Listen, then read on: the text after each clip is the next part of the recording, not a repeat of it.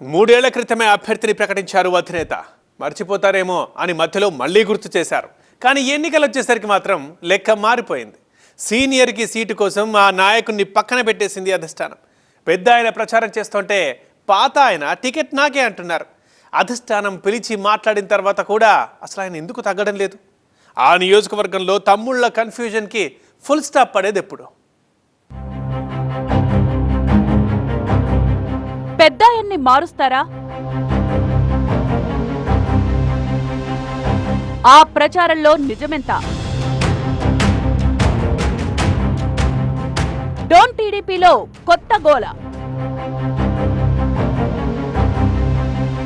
అందరికంటే ముందే టీడీపీ అధినేత ఆ నియోజకవర్గ అభ్యర్థిని ప్రకటించారు.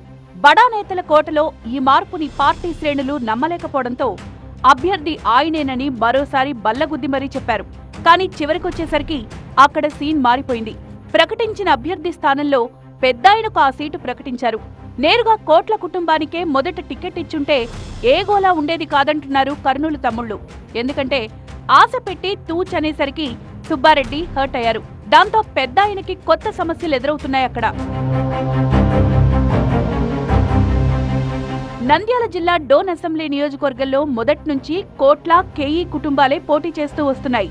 వైసీపీ ఆవిర్భావం తర్వాత బుగ్గన రాజేంద్రనాథ్ రెడ్డి ఎంట్రీతో డోన్ రాజకీయం మారిపోయింది. టీడీపీ నుంచి పోటీకి ముఖ్య నేతలెవరూ ఆసక్తి చూపకపోవడంతో ధర్మవరం సుబ్బారెడ్డిని పార్టీ ఇన్ఛార్జిగా ప్రకటించారు అధినేత చంద్రబాబు.